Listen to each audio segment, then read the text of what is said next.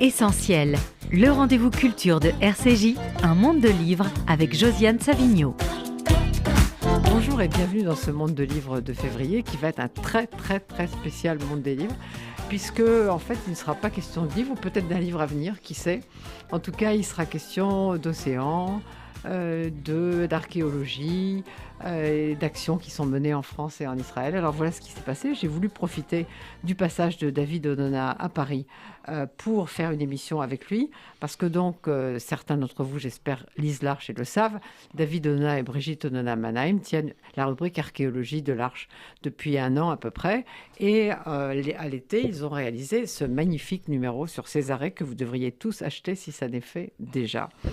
Alors, David Onona, je sais qu'il n'aime pas beaucoup parler de lui, il préfère parler de ce qu'il fait, donc on va commencer par là, mais je ne désespère pas d'essayer de faire parler de lui tout de même. Et j'ai aussi invité 2 personnes qui mènent des actions avec David, Richard Audier, le directeur du Fonds social juif unifié, et Philippe Lévy, qui s'occupe du secteur jeunesse et que vous entendez très souvent sur cette antenne. Bonjour à tous les 3. Bonjour. Shalom les amis. Alors David, vous êtes président de Memories Foundation. Qu'est-ce que c'est que Memories Foundation ? J'en suis juste le directeur général. Memories Foundation, c'est un fonds de dotation donc, qui regroupe 3 entités, 3 activités. Une première activité au service de la mémoire, et on a eu l'occasion d'ailleurs ensemble de traiter des sujets autour de la mémoire. Juste hier, on avait une visite assez intéressante sur les traces de la rafle du billet vert dans le 11e arrondissement de Paris, au gymnase Japy. Donc on travaille beaucoup sur des programmes jeunesse, c'est un peu l'ADN de Memories Foundation, la jeunesse. On a une activité archéologie, effectivement cette rubrique dans l'Arche, mais aussi beaucoup de programmes archéologiques avec des ateliers autour de l'écriture, de l'hébreu, des langues anciennes, de l'acadien, de l'archéologie subaquatique. Et puis on a une activité autour de l'océan. Il y a un lien entre ces 3 activités, parce que souvent on me demande, mais finalement, quel est le fil conducteur ? Alors je dirais, le fil conducteur, il est au carré, c'est comme l'ADN, il y a 2 filaments. Un premier lien qui est la jeunesse. On pense que ces 3 activités font grandir les jeunes, les font mûrir, les responsabilisent par rapport à différents enjeux. Dans l'archéologie, on essaie de montrer les belles choses dans l'Arche. C'est-à-dire que quand on fouille un site archéologique, quel qu'il soit en Israël ou ailleurs, on y trouve des bijoux, on y trouve des objets en verre, on y trouve des pièces de monnaie, on y trouve des choses très belles, parfois de l'architecture, et on y voit l'homme qui pense, on voit des instruments médicaux pour soigner, pour soulager les autres. Et puis on peut tomber sur des fausses communes avec une horreur absolue, avec l'homme destructeur, l'homme conquérant, l'homme qui a besoin d'espace vital. Et donc dans l'archéologie, on voit le meilleur de l'homme et le pire de l'homme. On voit le progrès de la technologie, le progrès des arts, le progrès de la médecine, mais on peut aussi voir effectivement la barbarie humaine. Et dans la Shoah, inutile d'expliquer, on voit aussi les 2 aspects. Les justes d'un côté, c'est la lumière, ce qui nous fait tenir debout, nous, le peuple juif, qui sommes reconnaissants à tous ces non-juifs qui ont tendu la main à une période où c'était difficile. Et puis on y voit effectivement Vichy, la collaboration, les camps, la déportation, les camps d'internement, l'assassinat des bébés, des femmes, des enfants, 1,5 million d'enfants, 6 millions de victimes. Et donc dans la Shoah, on a aussi la lumière et l'obscurité. Puis on va se concentrer sur le sujet du jour, qui est l'océan, la plongée. Je suis plongeur depuis longtemps. Alors, si j'ai bien compris, Memories Foundation abrite plusieurs structures, dont une s'appelle Ocean Citizen. Tout à fait. Et c'est ça dont vous avez envie de parler. Exactement. Et donc Ocean Citizen, l'idée c'est de rendre la jeunesse citoyenne de l'océan. L'océan est en crise, on parle beaucoup aujourd'hui d'environnement, du crise du climat. Et j'ai la chance de plonger depuis pas mal d'années, plus de 40 ans. Où je fais des bulles sous l'eau, en essayant d'être silencieux, en approchant les poissons, en m'émerveillant devant les coraux. Et j'ai vu malheureusement un site que j'affectionne particulièrement, puisque j'y vis une partie de l'année, à peu près un tiers à la moitié de l'année, Eilat. J'ai vu ce site qui est un des 10 plus beaux spots du monde se dégrader. Et j'ai vu bien sûr aux Maldives, également en Australie, des fonds coralliens magnifiques, des poissons tropicaux qui étaient parmi les plus beaux de la planète, être aujourd'hui détruits à 75-80%. Et donc on vit une crise climatique sans précédent, on n'arrête pas d'en parler, mais de temps en temps c'est quelque chose qu'on touche du doigt, et en Israël à Eilat on le touche du doigt. Et dans l'océan, on voit donc des choses extraordinaires, comme un enfant autiste qui plonge avec nous pour traiter justement l'autisme avec des dauphins, ou des enfants qui ont différentes difficultés d'apprentissage. On les met face à un Nemo, et puis on voit des souris, on voit des enfants se détendre. On fait plonger des handicapés également. Mais on y voit aussi le pire de l'homme, c'est cette pollution plastique, et tout ce qu'on peut trouver, comme vaisselle jetable dans l'eau, et j'en passe, et des meilleurs, des brosses à dents. Enfin, je ne vais pas vous faire la liste de ce que malheureusement on ramasse sous l'eau, mais c'est absolument hallucinant. Et l'océan, Jo, commence à Paris. C'est-à-dire que ce qu'on jette dans la rue à Paris, ça va dans les égouts, ça finit dans les fleuves, et puis ça finit un jour dans la mer. Et on a beaucoup travaillé ensemble, notamment avec le mouvement de jeunesse, sur le nettoyage des plages et la sensibilisation de la jeunesse à son rôle en Israël et en France, avec une jeunesse française aussi. On a des activités dans différentes écoles, depuis la banlieue de Mantes-la-Jolie. On va en parler. Voilà, donc vraiment, ce qui m'anime dans la vie, c'est de transmettre, de faire bouger les lignes, que les gens se parlent, qu'ils se rencontrent, et puis qu'ils se mobilisent en quête de sens. Et cette question des coraux, est-ce qu'on arrive à préserver les coraux ou tout est en train de se détruire ? On va dire qu'on est mal, je suis quelqu'un d'assez optimiste, mais on est mal embarqué sur le sujet des coraux. On a une chance assez exceptionnelle qui est liée à Eilat. À Eilat, il y a des coraux ? À Eilat, il y a des coraux, c'est un fond corallien, c'est même la barrière de corail la plus au nord de la planète, puisqu'en général, elles sont aux tropiques, et on est 300 km au nord des tropiques. Il y a une explication à ça, c'est qu'on a un courant d'air chaud qui vient de l'océan Indien, qui gravit tout doucement la mer Rouge, et donc qui réchauffe ces bords de mer Rouge depuis des dizaines de milliers d'années. Et donc les coraux ont migré depuis l'océan Indien petit à petit, les plus forts sont adaptés. Et le secret d'Eilat, c'est qu'on a des coraux un petit peu juifs, résilients à tout, à toutes les pollutions. Ils résistent à l'excès de chaleur, ils résistent à des polluants matériaux, ils résistent à des polluants chimiques, aux crèmes solaires. On va dire ils résistent mieux que partout ailleurs, mais néanmoins ils sont en difficulté. Et les coraux, c'est 35% de la biodiversité marine. L'océan, c'est 50% de l'oxygène qu'on respire. Et donc, il y a un enjeu majeur pour nous, pour nos enfants, pour nos petits-enfants, pour l'humanité. Il y a des chiffres terribles que vos auditeurs connaissent. On dit qu'en 2050, on aura plus de plastique dans l'océan que de poissons. Et donc, ce qui m'anime, c'est d'un côté, et on essaie de le faire par le côté positif, comme pour l'Arche, avec l'archéologie, de montrer les belles choses de l'océan. Et donc, on a beaucoup de programmes éducatifs autour de ça. Et puis après, moi, mais il y a des gens ici plus compétents que moi en matière d'éducation, mais moi, je crois à l'action de terrain. C'est-à-dire que ces jeunes, il ne faut pas seulement les sensibiliser ou leur faire aimer l'océan, leur montrer de belles images de plongée, mais il faut aussi leur faire faire des choses, quoi. Mais je crois que justement, vous faites beaucoup de choses en France, on va en parler. On pourrait parler de ce que vous faites à Mantes-la-Jolie, parce que je crois que le FSJU vous accompagne et que Richard Audier et Philippe Lévy vont pouvoir en parler. Alors, c'est quoi cette affaire de Mantes-la-Jolie ? Alors, Mantes-la-Jolie, ce sont des enseignants qu'on a contactés il y a maintenant plus de 3 ans, dans un REP, donc dans un collège REP, c'est le collège Louis Pasteur à Mantes-la-Jolie. Ce collège Louis Pasteur avait envie de travailler avec des élèves de 8, 9, 10 ans. REP, c'est les réseaux d'éducation prioritaire en plus, donc c'est des élèves dont une partie est pas née en France, des situations sociales assez complexes, des enfants qui parfois vivent des vies compliquées en dehors de la scolarité puisqu'ils sont placés. Et ces enfants qui n'ont pas beaucoup de chance dans la vie, cette école a la volonté de les ramener dans les rails, de leur donner des chances. Et ils ont eu envie de développer un programme autour de l'océan. Et donc on a déployé tout notre projet pilote avec cette école. On a travaillé d'abord une sensibilisation aux enfants. On les a emmenés par exemple à Nausicaa. Vous n'avez jamais vu la mer, les 3/4 de la classe. Donc voir la mer, voir un aquarium, premier contact avec les poissons tropicaux, puis les poissons aussi de la région, l'immensité de la mer, le sourire des enfants, leurs yeux. Ensuite, ils ont travaillé avec leurs enseignants sur, bien sûr, les fonds tropicaux, donc les coraux. Qu'est-ce que c'est les coraux ? Ils étaient convaincus que les coraux, c'était des pierres. Alors les coraux sont des animaux. On a travaillé sur les polluants, on a travaillé sur la baleine, sur le dauphin, parce que ça s'appelait beaucoup aux enfants, sur le petit clownfish qui est le petit Nemo. Ils ont fait une exposition. On a travaillé également dans les arts plastiques. C'est-à-dire qu'ils ont pris du plastique recyclé et qu'ils ont amené de la maison, tout ce qu'on jette dans la poubelle qui est en plastique, et on a fait des œuvres d'art avec. Et ils les ont exposées aux parents, aux élus. Donc un moment. Je crois que vous avez fait une mosaïque aussi. Alors oui, on a avec nous Nathalie Attali, qui est dentiste de profession, et elle le dit pas trop, mais c'est une artiste émérite, et elle a l'art effectivement de la mosaïque. Et on a fait avec eux en pixel art un Nemo magnifique qui est dans le Préau, qui fait près de 1,80 m de long sur 1,20 m de haut. On recommence d'ailleurs, on le refait dans une semaine à Strasbourg, dans l'institution Sainte-Clotilde, avec des classes un peu plus âgées, 16-17 ans, au profit des maternelles. Donc on a fait aussi de la mosaïque, on a fait des arts plastiques, et puis on a monté une journée où était présent d'ailleurs Richard, il pourra peut-être en dire 2-3 mots sur son vécu. On a voulu offrir à ses enfants un baptême de plongée. Alors ils ont travaillé sur les métiers de la mer, parce qu'ils ne connaissent pas du tout ces filières, donc on a fait ça avec la Fondation TF1, un exposé sur tous les métiers possibles de la mer. Et puis ensuite j'ai ramené du matériel de plongée dans la salle. Moi je suis instructeur de plongée depuis... je ne compte plus les années, mais ça fait quelques décennies déjà.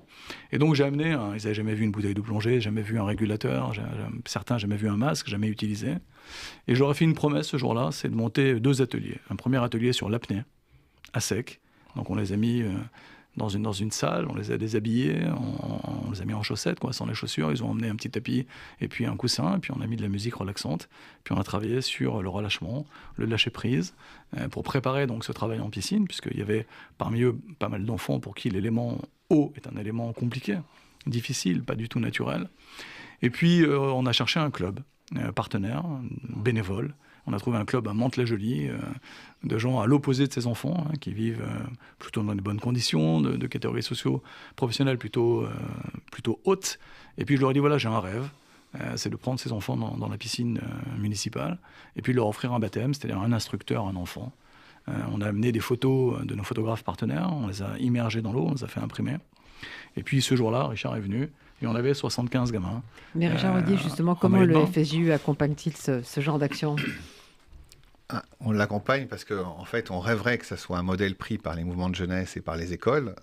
Et c'est un sujet pour lequel Philippe Lévy et moi, on se bat au quotidien pour dire que l'éducation passe par d'abord l'amour, la passion.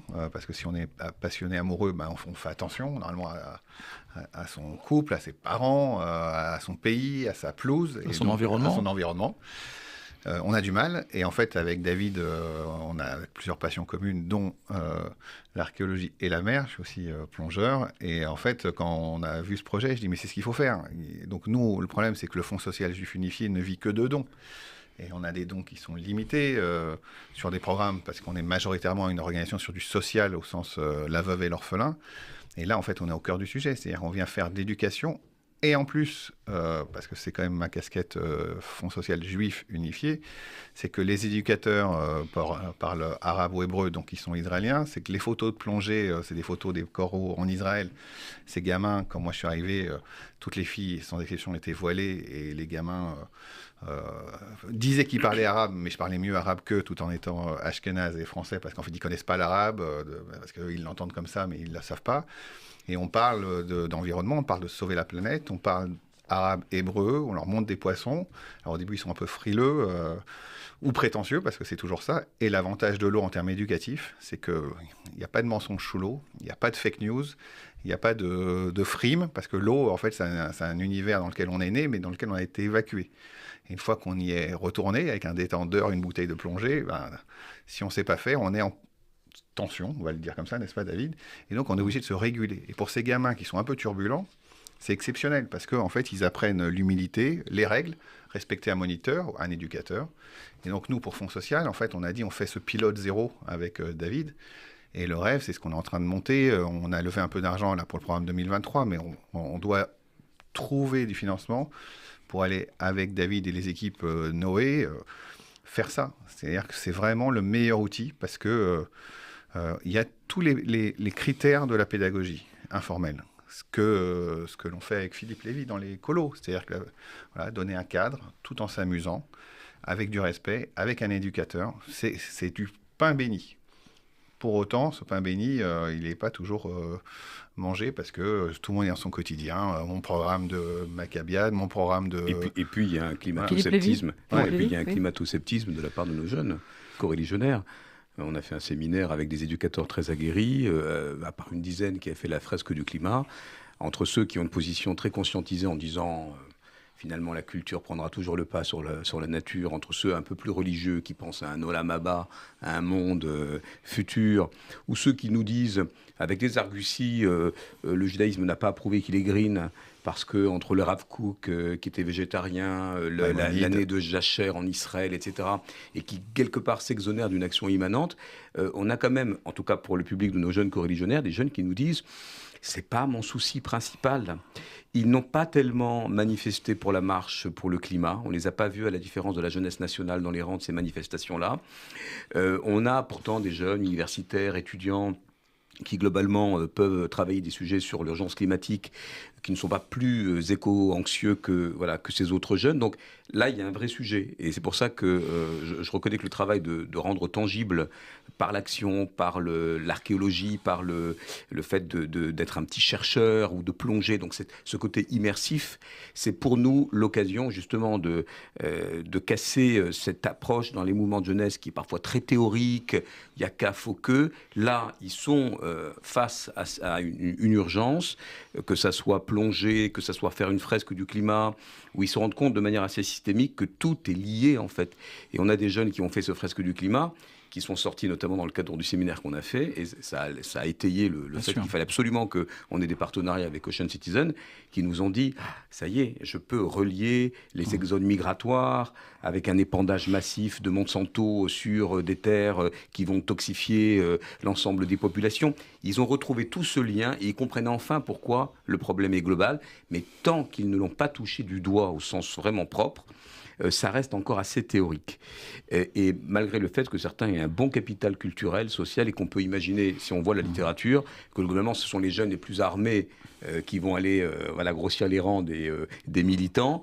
Là, étonnamment, c'est pas encore ça. Donc, climato-sceptisme qu'il faut absolument battre en brèche, parce que tu as raison, il peut y avoir aussi des comportements assez, pas méprisant, mais voilà, par certaines organisations, on va nous dire l'écologie, ne nous la ramenez pas dans nos colos, les colos qui ne sont pas vertes, qui ne sont pas du tout éco-responsables. L'écolo n'y est pas encore.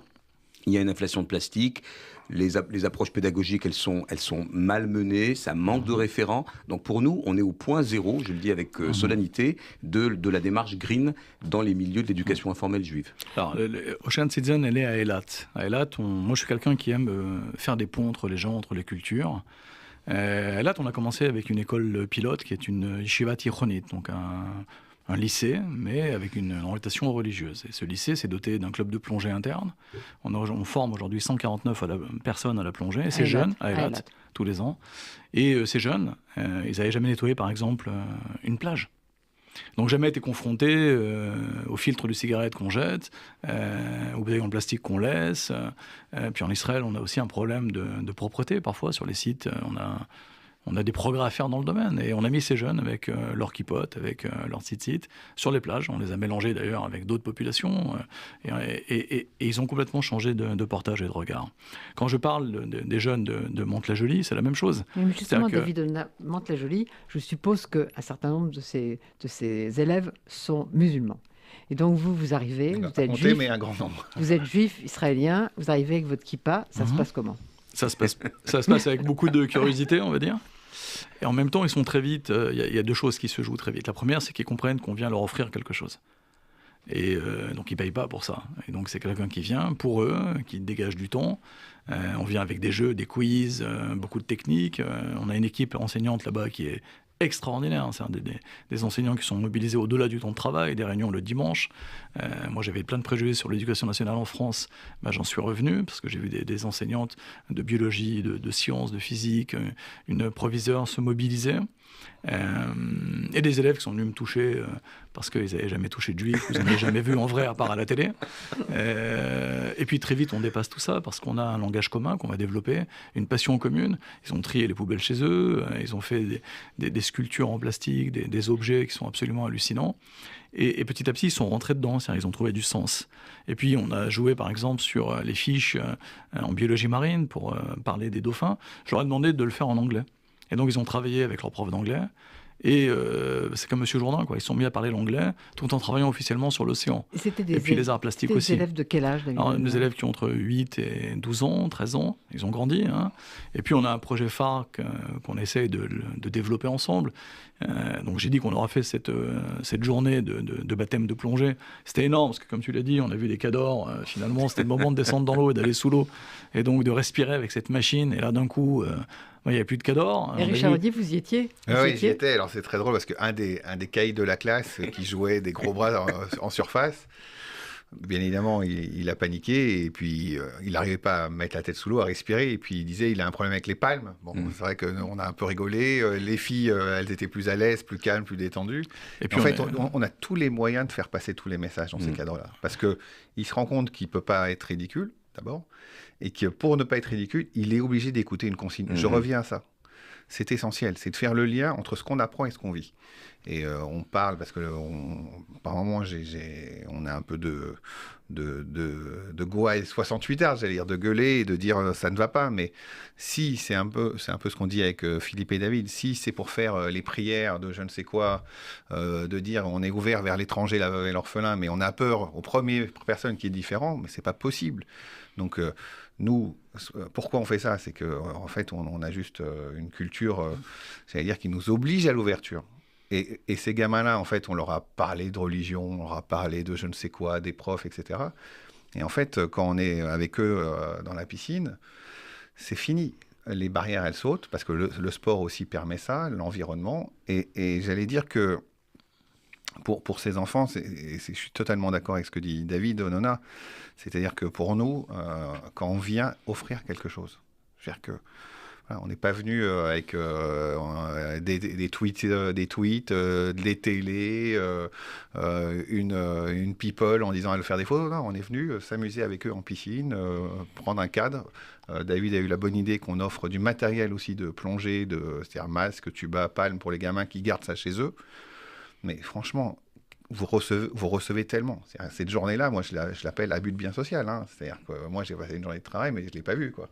On s'amuse. Enfin, on s'amuse. Ils ont eu des photos chacun de même sous l'eau, et la dynamique entre elles. Bon, Philippe est un éducateur. Quand on voit le cador ou le type qui était costaud, parce que un physique à faire rêver quand même. Hein, et puis on voit le petit origine de Perse, là, qui fait 5 têtes de moins que lui, et qui le rassure, et qui lui dit je vais t'aider, tiens, fais comme ça, détends-toi, respire. Ouais.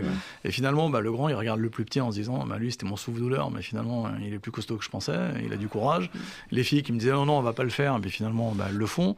L'interaction avec les moniteurs, aussi bénévoles, tous bénévoles, 10 personnes qui ont pris une journée de congé. Mais David Donat, c'est une histoire au long cours. Vous êtes engagé sur on s'est engagé sur 3 ans. 3 années scolaires. Oui, on s'est engagé sur 3 années scolaires. J'ai un engagement moral auprès d'eux. J'espère que je pourrai le tenir. Je me bats avec vraiment, je rame, je souque, ferme dans la barque, puisque je voulais absolument leur offrir une semaine le niveau premier de plongée, dans ce qu'on appelle le PADI, Open Water Diver, la première étoile de plongée. J'aurais aimé les emmener sur la côte. Et ça, il faut le faire dans la mer. Ça, il faut le faire dans la mer. On a eu un financement, une promesse de financement de la Fondation l'Institut Rothschild pour un montant important. On cherche encore 70% du budget. Bien évidemment, on fait ça ensemble. Et donc, il y a des enjeux, quoi, parce que le programme, c'est une sensibilisation, des ateliers éducatifs. Pour là, vous avez fait une année ? Non, on a fait plus de 2 ans et demi chez eux. Oui. Et là, on a débuté le programme il y a 1 an à l'institution donc Sainte-Clotilde à Strasbourg. Et on va le débuter à Lorte. C'est quoi Sainte-Clotilde ? C'est une école privée catholique ? Alors, c'est une école privée sous contrat dans laquelle il y a 1500 élèves à Strasbourg qui m'a contacté parce qu'on avait fait un voyage mémoriel en Pologne il y a 3 ans, juste avant le Covid, 1 mois avant le début du Covid. Et donc, c'était un peu compliqué pour eux pour organiser ce voyage. Ils étaient un peu plantés. Et ils m'ont dit, est-ce qu'on peut le faire en 1 mois et demi ? Et j'ai dit, il n'y a pas de problème, on va faire un programme, on va lever les fonds, et puis on va partir. Et on est parti avec les élèves 1 mois avant le Covid. On a vécu... alors, les élèves... 80%, 90% non-juifs, il y a aussi un petit peu de juifs dans cette école, mais pas que. Et puis, ça a été très fort au niveau éducatif. Je pense à un des gamins qui est rentré, qui était un ado un peu compliqué, et qui a fait une lettre à son père en lui disant « Écoute, papa, ces 2 dernières années, j'ai été un peu agité, j'ai pas été très sympathique, j'ai fait beaucoup de bêtises. À l'école, j'ai rien fait, à part embêter mes profs, mes camarades. Et là, je rentre de Pologne, j'ai passé 5 jours avec David, et je voulais te dire 2 choses. 1, je t'aime. Donc il a écrit ça à son père, il lui a fait une lettre, et il m'a fait une copie de ça. Et 2, je vais me mettre à travailler et je vais demander de l'aide. Et on est 3 ans après, ce gamin, il est au bac. En tête de classe, il s'est mis à travailler, il a arrêté des bêtises. Donc le directeur m'a dit, écoutez, vous avez quoi encore dans le cartable ? Donc je dis, il y a Ocean Citizen, il y a l'archéologie. Et puis on s'est lancé là-dessus. On a un voyage mémoriel en France, une grande première, puisque les parents étaient un peu frileux sur l'Ukraine, mais on va partir avec Lorte. Puis on a ce projet Ocean Citizen, je vous dis, on a fait un quiz sur la mer Rouge, les coraux, la semaine dernière. On a commencé avec une trentaine de jeunes, on a fini, on était plus de 50. Ils ont adoré ce quiz, on l'a corrigé. Et c'est ce qu'il faut saluer chez David. C'est-à-dire que moi, je l'ai accompagné pour la Marche des Vivants, des voyages de mémoire. C'est tout cet arsenal des méthodes actives, de l'éducation informelle qui font passer tellement de choses par rapport on va dire, à l'éducation conventionnelle et la circulation de la parole, la solidarité entre pairs, le fait que les jeunes aussi arrivent à surmonter leurs réticences. Bien sûr, il y a des esquives, il y a des rires, il peut y avoir... et personne n'est laissé sur le bas-côté, c'est-à-dire qu'il y a cette vigilance. Et je crois vraiment, tu parles d'amour, mais il faut aussi te tendre ce miroir, c'est que voilà, c'est un éducateur qui est passionné, et Ocean Citizen, c'est aussi une méthode. Je veux dire, c'est une méthode qui permet à ces jeunes, dans une mixité sociale, dans des référentiels qui sont un peu chahutés, parce qu'on sait que les jeunes sont happés par les écrans, qui sont dans l'instantanéité. Tu as raison de dire que, sans filer plus que ça la métaphore, mais être dans le bain, se mettre dans le bain, faire une checklist, être dans le temps long, comprendre qu'on ne peut pas remonter tout de suite, plonger à deux, vérifier son matériel, tout ça aujourd'hui, c'est très compliqué, alors que les gens sont dans l'instinct et dans l'instant, en fait. Donc tout ça, cette manière et quand même, il y a un fil conducteur, je trouve, on parlait de la mémoire de l'eau, mais ce travail à la mémoire, c'est-à-dire que ces jeunes deviennent aussi des ambassadeurs, donc ils sont porteurs de cette mémoire-là, et c'est vrai qu'ils ne sortent jamais, c'est jamais anodin, et ils se sentent aussi porteurs d'une responsabilité, donc on est en train de construire des citoyens, et ça, oui, franchement... c'est pour ça que ça s'appelle Ocean Citizen. Oui. Citizens, parce qu'on veut les rendre citoyens, acteurs de leur vie, responsables de leur vie, et en cassant les préjugés. Donc c'est vrai qu'à travers l'eau, il y a aussi un travail sur eux-mêmes. Il fallait les voir, ces gamins, tenir une apnée de 3 minutes après 1h30 de relaxation. Donc c'est un atelier que j'ai fait dans le noir. Ils les mettent dans le noir à l'école, allongés, sans les chaussures, tous ensemble, garçons et filles, donc dans la mixité, et avec des images magnifiques de fonds marins sur le plafond. Et, ça vaut tous les ateliers de lumière. Et donc j'ai travaillé avec au départ des apnées de 20 secondes, 30 secondes, et puis petit à petit on s'est détendu, on a fait plein d'exercices, un petit peu d'hyperventilation, enfin voilà quoi, un petit peu de technique, et il y a des gamins qui sont arrivés à 3 minutes d'apnée, c'était absolument hallucinant, des gamins très doués, parce que certains d'entre eux ont une génétique qui les favorise. En termes de souffle, tu veux dire ? En termes de souffle. Et donc pendant que les gosses faisaient le baptême, parce qu'on pouvait mettre que 10 gamins dans la piscine pour des raisons d'assurance, c'était 75, on avait un atelier apnée à côté, dans l'eau. Ouais, Richard était là-bas. Alors est-ce que Richard a le souffle court ou long ? Mais Richard Audier, le FSJU soutient globalement Ocean Citizen, si je comprends bien, dans toutes ses actions. C'est-à-dire que franchement, moi je suis très frustré, hein, je le dis avec tout l'amour que j'ai pour cette maison et ce qu'on fait. Moi je suis camusien, hein, Josiane. Hein, je sais. Voilà. Donc le fonds social c'est Sisyphe. C'est-à-dire qu'une fois qu'on a monté notre rocher, boum, on redescend. Il y a l'Ukraine, il y a le Covid, il y a les sujets pour les femmes victimes de violences, il y a les programmes handicapés, il y a les difficultés qu'on a sur le financement des écoles ou des colos. Enfin, je veux dire, nous c'est Sisyphe. Vraiment tous les jours on monte notre rocher, on est arrivé, boum, ça redescend. Alors, pour rester camusien, Camus, il disait que l'écriture, c'est une révolte contre le réel. Eh bien, en fait, quand on fait Ocean Citizen ou Memory Foundation, c'est une révolte contre le réel. On ne supporte pas ce réel-là, donc on se bat. Alors, on se bat, on a fait, on va en parler tout à l'heure, en Israël, avec Philippe, on a fait la même chose. On a pris les colos qui ne voulaient pas s'en occuper, qui ne voulaient pas s'emparer du sujet de l'environnement, les colos juives qui étaient partis en France pour s'amuser, bon, super, c'est très bien, en Israël. Et David et Philippe en reparleront, mais on a pris ces jeunes sur place, on a détourné un peu les programmes. On a dit, attendez, super, vous faites un week-end à Eilat, génial, vous voulez bronzer, super. Attendez, on va vous occuper. Tout le monde faisait la tête, et finalement, c'est 200 gamins qui étaient à Eilat pour glander, pour pas dire autre chose, hein, avec leur téléphone. Combien ? 250 Ouais, 250.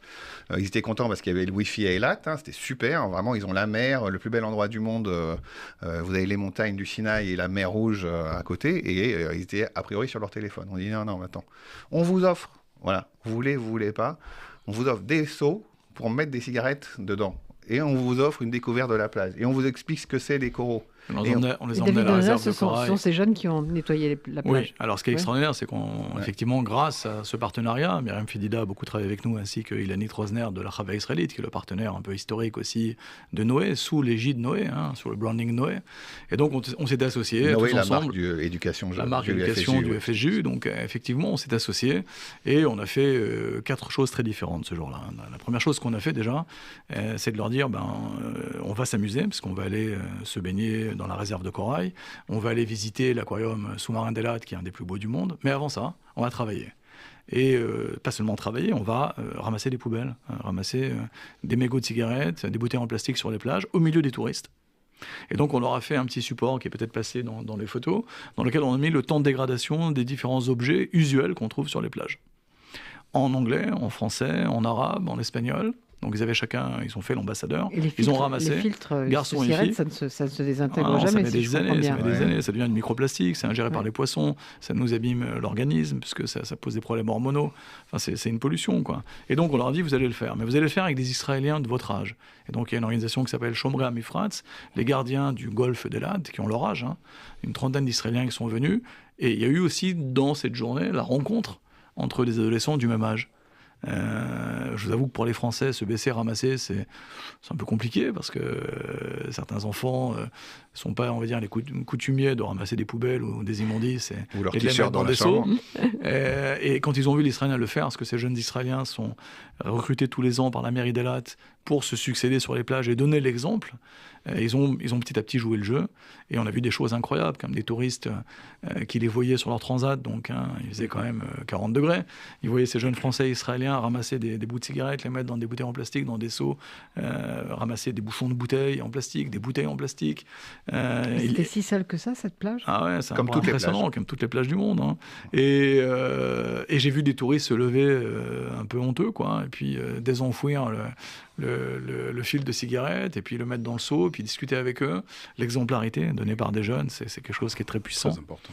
Philippe Lévy, vous avez participé à ça? Non, je n'y étais pas. En revanche, on travaille sur un pilote avec les organisations de jeunesse dans le cadre de l'organisation de leur séjour en Israël pour qu'il y ait au moins 2 jours justement autour des activités d'Ocean Citizen. Tout le monde est partant, en vérité. Alors, ça reste encore un peu cher d'organiser un voyage en Israël compte tenu de l'inflation, mais tout le monde était très partant, toutes les organisations de jeunesse. Et c'est vrai que là, on est à un tournant où l'ensemble des éducateurs se disent, bon, ça y est, il faut en être. Et c'est vrai que le programme qui a été modélisé l'année dernière, il y a des images, il y a des retours. Tu parlais de dougma, comme on dit en hébreu, c'est-à-dire d'exemplarité.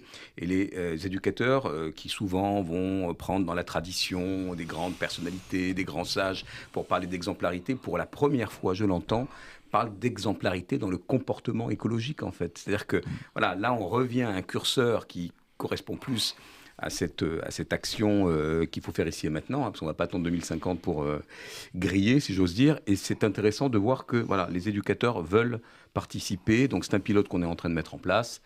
Et puis on protège ce qu'on aime bien, ce qu'on aime bien, donc en leur montrant la beauté des fonds marins. C'est toute l'idée du campus d'une semaine qu'on veut faire pour Mantes-la-Jolie, qu'on veut faire avec effectivement les mouvements de jeunesse, et pourquoi pas rêver de le faire aussi en France.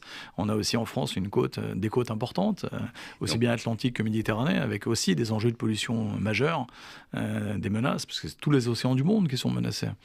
Et on protège ce qu'on aime bien. Et donc en leur montrant des photos magnifiques, en faisant des expositions photos, en les faisant travailler sur le sens, c'est-à-dire on travaille sur des quiz et petit à petit ils apprennent les fonctions de l'océan. Vous savez, Jo, chaque fois que vous respirez, toutes les 2 respirations, c'est grâce à l'océan. On oublie ça. Je leur dis aux enfants, si on se mettait sur un satellite en orbite spatiale, on ne verrait pas une planète Terre, on verrait une planète bleue. Parce que 78% de la surface du globe est bleue. Et depuis la Lune, on voit la planète bleue et pas une planète Terre. Parce que les terres, c'est 28% de ce qu'on peut apercevoir de marron quand on est dans l'espace. Et donc l'océan est majeur, il nous permet de respirer. Il absorbe 93% de l'effet de serre, de l'excès de chaleur. Vous imaginez les océans déjà montés de 1,5 degré. Le niveau monte, mais la chaleur augmente également, ce qui crée de l'anoxie. Ils absorbent 30% du dioxyde de carbone, les océans. Ils nous permettent de respirer, je l'ai dit, c'est une respiration sur 2, 50 à 75%. Quand les jeunes prennent conscience, quand les jeunes voient la beauté des océans, ils se sentent responsables, qu'ils ont fait quelque chose, oui, ça change tout. Mais ça change l'interaction. On a un biais important en Europe, c'est que le mouvement écologiste a été porté politiquement par une forme d'engagement politique qui est, je ne vais pas schématiser parce que je n'aime pas essentialiser, mais qui est majoritairement anti-sioniste. Il n'est pas anti-Israël, il n'est pas à Israël, il est fortement anti-sioniste. Donc ces gamins-là, quand ils ont entendu parler d'écologie en regardant TF1, BFM ou je ne sais quel autre média, ou RCJ, pour eux, ils voyaient un écolo qui disait voilà, pour sauver le monde, il faut faire fin à l'apartheid israélien. Donc l'image étant tellement forte, ils se sont en fait sortis de cette réflexion. Ouais, je vais même rebondir, si tu me permets de couper, d'un point de vue scientifique. J'ai dit que ces coraux israéliens, d'Eilat, mais ils ne sont pas que israéliens, ils sont aussi en Jordanie, ils sont aussi en Égypte, en Arabie Saoudite, parce qu'on partage ce golfe à 4 pays quand même. Hein. C'est quand même assez extraordinaire. Ces coraux peuvent aider la planète. Pourquoi ? Leur progression le long de l'océan Indien a pris, de l'océan Indien jusqu'à la mer Rouge et jusqu'au golfe d'Aqaba, a pris des milliers d'années. Et seuls les plus forts des coraux, c'est vraiment Darwin, a survécu. Et donc, ils ont une résilience, ces coraux. On a un stresseur de corail, je ne sais pas si on aura le temps de voir le petit film, mais il y a un stresseur de corail à Eilat, dans lequel on les fait... normalement, ça vit entre 20, 22 degrés et 24, 25, 26 degrés, les coraux.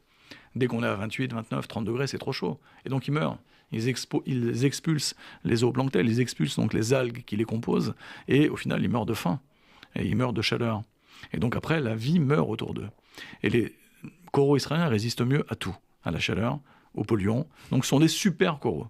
Et on a fait une action absolument extraordinaire avec le lycée Tzvi Eilat et l'université Ben Gurion. On a pour la première fois replanté des coraux. C'est-à-dire qu'on a une nurserie de corail au sud d'Eilat, à la frontière avec la Jordanie, dans les eaux territoriales de la marine israélienne. Par 20 mètres de fond, personne n'accède à cet endroit. On est parti avec l'université hébraïque et l'université Ben Gurion. Donc c'est un mix d'universités qui sont associées. Et avec le lycée, des jeunes, on a monté un laboratoire au lycée avec 2 chercheurs, et là aussi vous êtes partenaire. Le FJU Israël est partenaire depuis l'origine, depuis plus de 2 ans et demi de ces projets. Eh bien on est allé prélever des coraux, des boutures de coraux, et on les a replantés dans les coraux, donc dans la partie nord du site, qui est aujourd'hui surtout abîmée, non pas par le réchauffement climatique, puisque je vous ai dit qu'on est assez résistant, mais abîmé par les crèmes solaires, par les plongeurs, par les gens qui font pas attention, par les gens qui se mettent debout, par les gens qui rentrent pas sur la plage dans les canaux qui sont autorisés pour éviter justement d'abîmer les coraux. Et on essaye d'enrichir donc ces coraux en replantant les coraux. Et je l'ai vu avec 3 jeunes surdoués qui sont déjà en train de publier des papiers scientifiques alors qu'ils étaient complètement sur le côté dans le système scolaire, parce qu'inadaptés, ils ont été pris en main par ce lycée. On a monté ce laboratoire de recherche avec 2 docteurs de l'université, et ces jeunes sont passionnés, on leur a appris à plonger, ce qui n'était pas une masse à faire, parce qu'on va dire que physiquement, l'activité physique n'est pas leur point fort, hein. Ils ont des cerveaux fantastiques, mais physiquement, c'était assez compliqué de les former.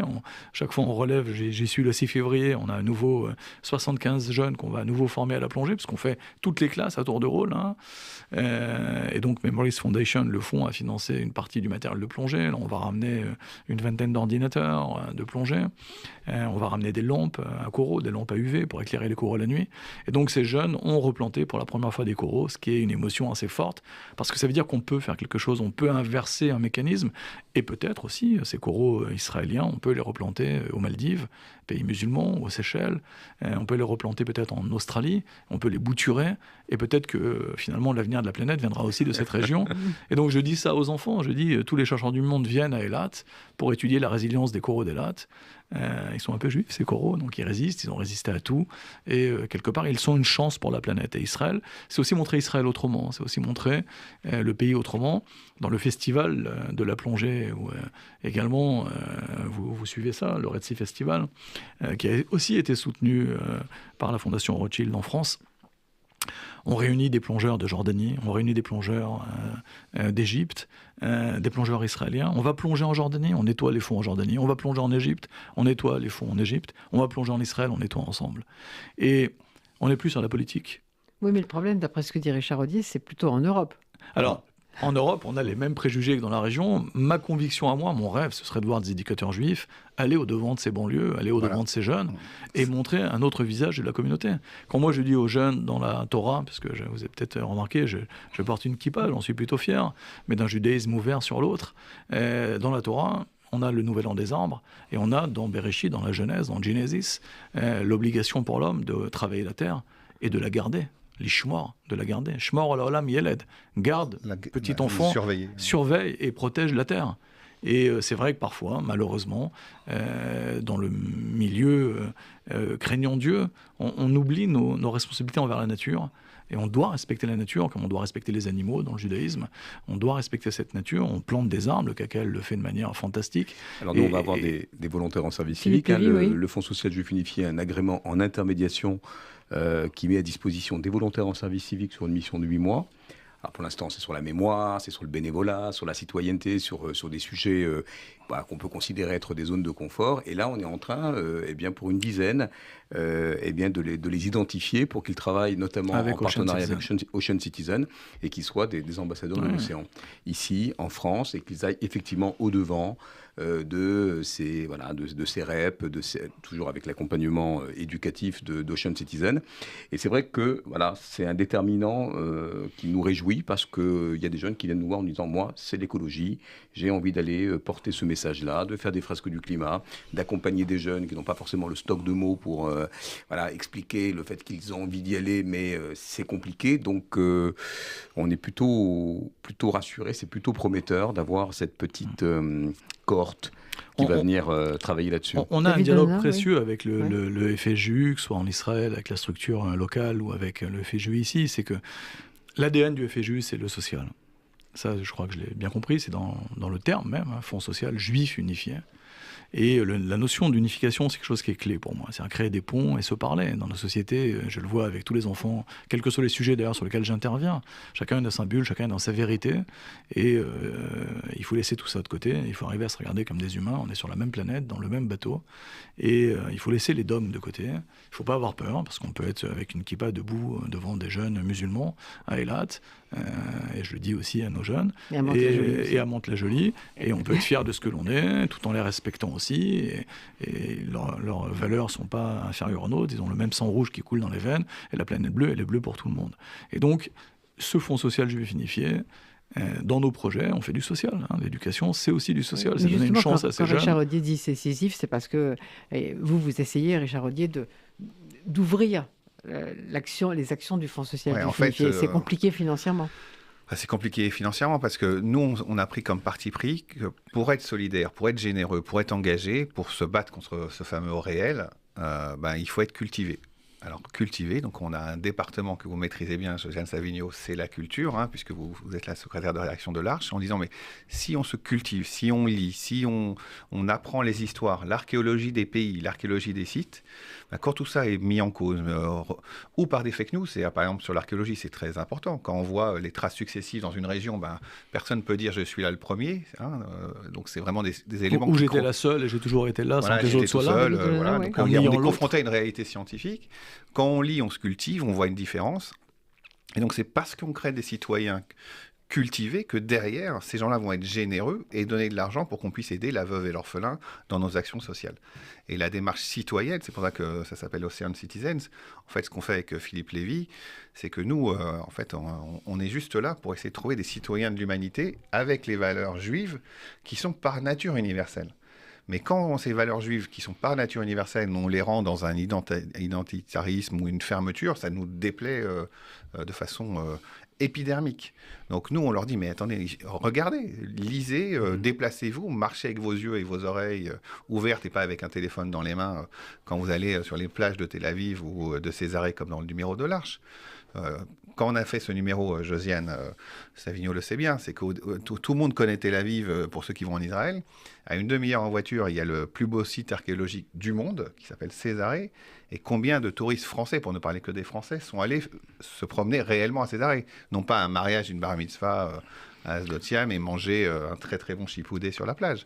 Mais se promener, voir les mosaïques, les mikvés, le travail des Romains, le travail des Turcs, l'aquaduc, voilà. Tout ça, quand on est confronté à ça, on est citoyen de l'humanité, on n'a aucun problème. Et donc, on est juif et universel. Alors, Brigitte, mon épouse, qui écrit principalement, moi je complète, je l'aide et certains articles que j'ai signés, mais notre idée, c'était venir au-devant de cette communauté française.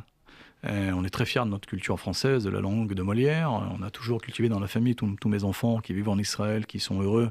Mes petits-enfants parlent français. L'idée, c'est de venir vers vous, quoi. Et c'est vrai que l'Arche nous donne une possibilité de montrer cette archéologie israélienne dans le respect. Et pour ça, l'archéologie, c'est précieux. Quand tu dis que Césarée, c'est un des plus beaux sites du monde, on peut parler en archéologie subaquatique. On avait fait ensemble une émission sur les pièces fatimides qui ont le plus grand trésor de pièces d'or jamais trouvé en Méditerranée, le plus grand, le plus important, 7,5 kg c'est fascinant. d'or pur. Entre 3 et 12 métaux. Les premières pièces, j'ai parlé de ça aux enfants d'ailleurs à Mantes-la-Jolie, les premières pièces où la shahada, donc la profession de foi musulmane, est inscrite sur une pièce de monnaie. dans l'histoire. Et ces pièces, je peux vous le dire, ont eu une importance clé dans les rapports israélo-arabes avec les pays du Golfe, puisque Israël a mis en avant cette culture, on a promu, on a fait une exposition à Londres, et les monarchies arabes ont vu qu'Israël respectait cette culture de nos cousins, finalement, qui étaient là. En même temps, il n'y a pas très longtemps, on a sorti une épée croisée absolument magnifique, sûrement de la croisade de Richard Cœur de Lion, complètement intact, concrétionné, qui est en train d'être nettoyé. Et bien évidemment, on a aussi des amphores juives avec le nom du roi, pour le roi, qu'on trouve en mer. Et donc on a ces 3 religions monothéistes qui sont passées. Là. C'est une terre de passage qui a été prise, conquise, reconquise. Bien sûr, les Juifs ont suivi les Cananéens. Bien évidemment, ensuite, il y a eu les Byzantins, puis la conquête arabe, puis les croisés, puis à nouveau Salah ad-Din, puis l'Empire ottoman pendant plus de 400 ans, les Britanniques, l'État d'Israël aujourd'hui. Mais c'est une terre de passage avec des strates successives. Oui, c'est ce qu'on voit dans ce numéro sur Césarée, c'est que tout le monde est passé Tout le monde est passé là, et toutes les cultures doivent se parler, parce que cette terre, elle est magnifique, elle a un message à donner, qui est un message de paix. C'est pas pour rien qu'en hébreu, on se dit shalom, quand on se dit bonjour, qu'on souhaite la paix. Les Arabes nous disent salam alaikum, alaikum salam. Et donc, bien, dans la vie, j'ai pourtant porté les armes, et je continue de les porter. Je suis toujours actif dans la réserve en Israël, mais il faut savoir aussi s'attacher à ce message de paix, regarder l'autre dans les yeux, à égalité de dignité, le faire grandir. Et c'est ça le message que Memories Foundation essaye de faire valoir en France et de promouvoir. Alors, je prends mon bâton de pèlerin avec Brigitte, on vient. Mais justement, on est parfois impatient. À propos de bâton de pèlerin, tout ce que vous faites, David Onona, coûte cher. Donc, comment on se finance? Il y a des dons, il y a le Fonds social vous aide, d'accord, mais... Fonds social, j'ai parlé effectivement, alors il ne sera pas content, mais j'ai parlé de Rothschild, l'Institut Rothschild qui nous a financé. Et puis, je voudrais parler de tous les anonymes. Hier, on a fait une magnifique balade sur le thème de l'arabe lubiavère à Japy, et puis on a un monsieur qui a donné tout de suite 1 000 € pour financer les voyages de l'Orte et de Sainte-Clotilde en Pologne et en France. Et puis on a eu des petits dons, 300 €, 200 €. On est présent sur Internet, on a un payasso, donc un lien direct qui permet de donner avec tous les avantages fiscaux. On a des donateurs qui viennent en Israël et petit à petit, il faut intégrer le temps français, qui n'est pas le temps israélien. Il y a un bon côté dans le temps français. Moi, je regoute le dimanche. J'ai l'impression que la vie s'arrête, alors qu'en Israël, le dimanche, on est à fond. Mais là, on est dans le temps français, donc on peut demander aux Français de faire un effort français. Voilà. Mais on est dans le temps français aussi, dans la longueur, dans la difficulté de mener des projets. Il y a aussi cette culture où il faut beaucoup parler, il faut laisser le temps au temps. Et Israël a une vitesse d'exécution plus rapide. Mais j'apprends la patience, ça v'lanout en hébreu. Et vous avez parlé de la Fondation Rothschild, je crois que vous avez fait une exposition avec la Fondation Rothschild. Alors effectivement, on a fait notre AG il y a le 15 janvier dans les locaux de la Fondation Rothschild. Alors on a 3 photographes. On a une jeune arabe, je vais en parler, peut-être je vais commencer par elle, Manal, qui est une jeune femme extraordinaire. Elle a découvert la plongée par hasard.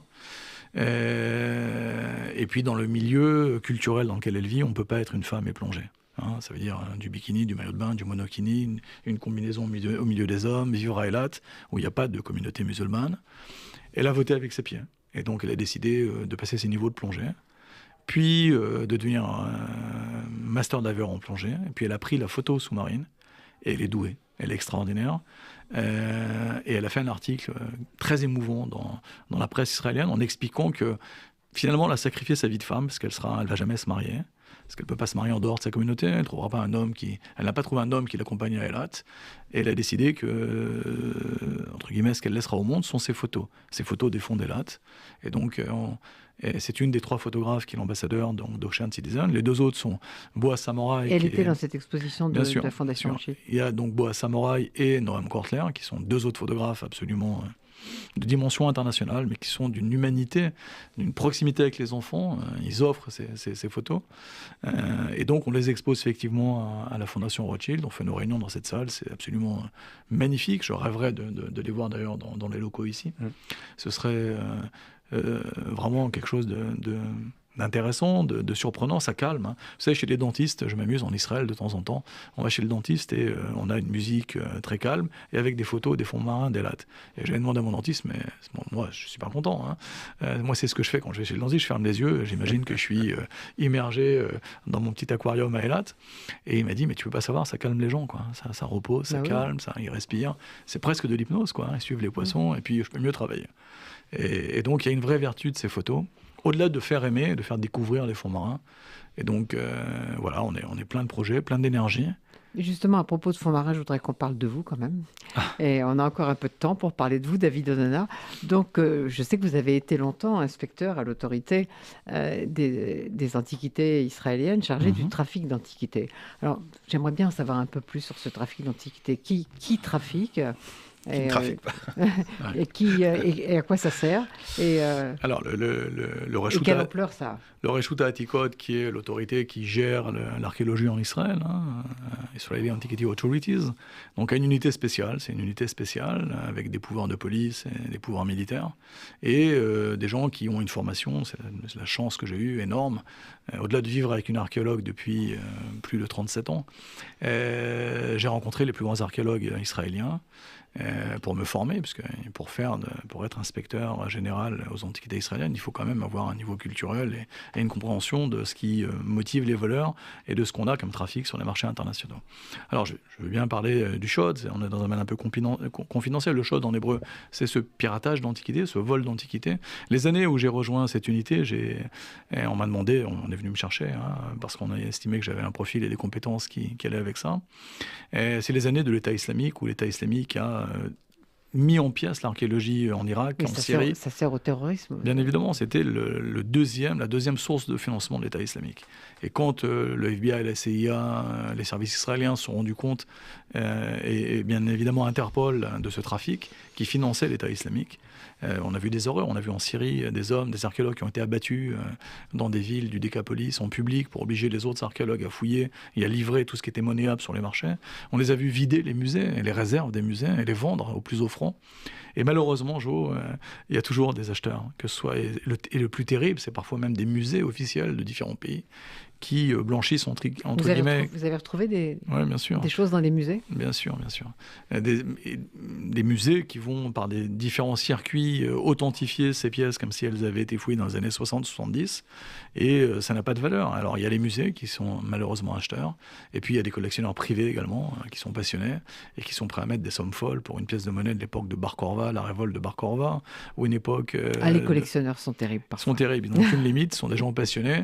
Le problème, c'est que ça alimente le trafic et que ça rentrait dans les caisses de l'État islamique. Donc on a fait un immense travail en Israël, parce qu'on était une plateforme d'écoulement de ces pièces vers l'Europe, vers les États-Unis et vers la Russie. Et donc l'unité a été musclée, entre guillemets.